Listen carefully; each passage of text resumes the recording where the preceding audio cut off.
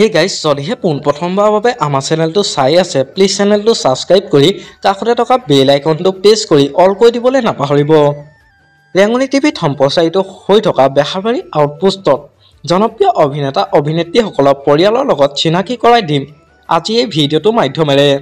গতিকে ভিডিঅ'টো অলপো স্কিপ নকৰাকৈ শেষলৈকে চাই থাকিব বুলি আশা কৰিলোঁ। প্ৰথমে ক'বলৈ লৈছোঁ SI ছাৰ প্ৰীতম ছাৰৰ বিষয়ে। প্ৰীতম ছাৰৰ প্ৰকৃত নামটো হ'ল প্ৰীতম বৰুৱা আৰু তেখেতৰ পত্নীগৰাকীৰ নামটো হ'ল গায়ত্ৰী শৰ্মা। এইবাৰ ক'বলৈ লৈছোঁ ৰাকেশৰ বিষয়ে। ৰাকেশৰ প্ৰকৃত নামটো হ'ল ৰিণ্টু বৰা আৰু তেখেতৰ পত্নীগৰাকীৰ নামটো হ'ল অৰুণিমা হাজৰিকা। এইবাৰ ক'বলৈ লৈছোঁ তলামাইৰ বিষয়ে। তলামাইৰ প্ৰকৃত নামটো হ'ল হিমা বৰা। তেখেতৰ স্বামীৰ নাম হ'ল সঞ্জীৱ বুঢ়াগোহাঁই আৰু তেওঁলোকৰ এগৰাকী কণমানি কন্যা সন্তান আছে।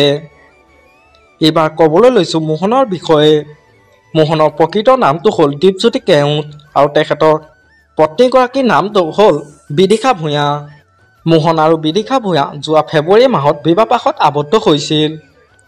এইবাৰ ক'বলৈ লৈছোঁ KK ছাৰৰ বিষয়ে। KK ছাৰৰ প্ৰকৃত নামটো হ'ল সিদ্ধাৰ্থ শৰ্মা। তেখেতৰ পত্নীগৰাকীৰ নামটো হ'ল ডিম্পী গোস্বামী আৰু তেওঁলোকৰ এজন পুত্ৰ সন্তান আছে।